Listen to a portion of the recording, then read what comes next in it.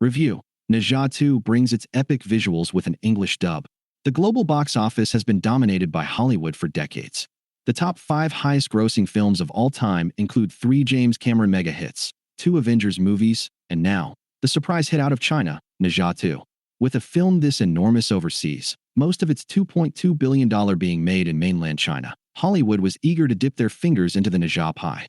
Indie powerhouse A24 acquired the distribution rights for an English dub of the film that is now being released into theaters.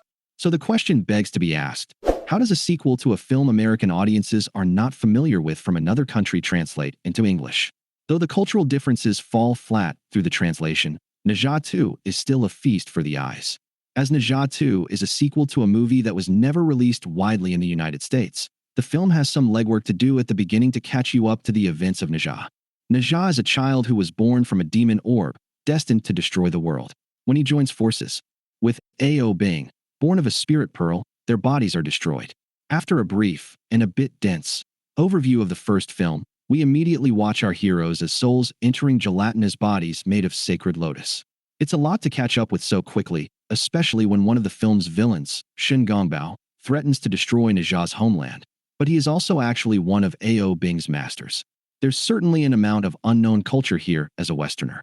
Ne Zha is an ancient figure from the 16th century, so watching this film expecting to understand it completely is like walking into Avengers Endgame without ever having heard of Captain America. What the film has no trouble translating is the visuals. The fight sequences in this film are beyond stellar. The action is so clear, yet striking. Shen Gongbao is granted a staff that allows him to cut open portals in open air. From those portals, armies of animal demons pour out from their lava prison and attack Ne Zha's home.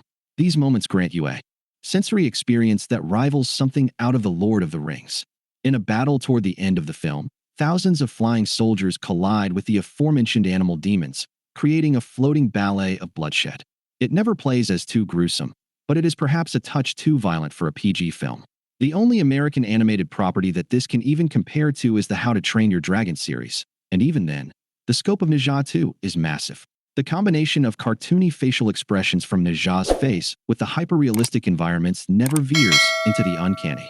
There are shots of mountains and waterfalls in this film that look like wildlife photography, and the ability to seamlessly weave in a group of animal demons balancing on poles is something to behold. During one of Ne Zha's tests, he must complete to separate his body from Ao Bing's soul. Entirely too much to explain. He has to fight an army of marmot demons who are both extremely cute and also very fun to watch get pummeled into rock faces. Ne Zha II, while being quite serious and heartbreaking in moments, doesn't let up on the humor. You are not prepared for the amount of bodily fluid jokes in this movie. Perhaps it is a cultural difference, but so much of the humor feels inappropriate and downright irresponsible to be shown in a children's film. Sleeping pills are strangely a recurring plot device that is necessary for our child hero to keep ingesting. During the aforementioned marmot fight, Ne Zha vomits all the sleeping pills he took, but boy, does he try his hardest to eat it right back up. It might be the first time seeing an animated film do something that I would expect to see in Requiem for a Dream. Add an sentient octopus taking bites of his cooked tentacles and saying, "Yummy," and you have some of the weirdest jokes I've ever witnessed in a film intended for children.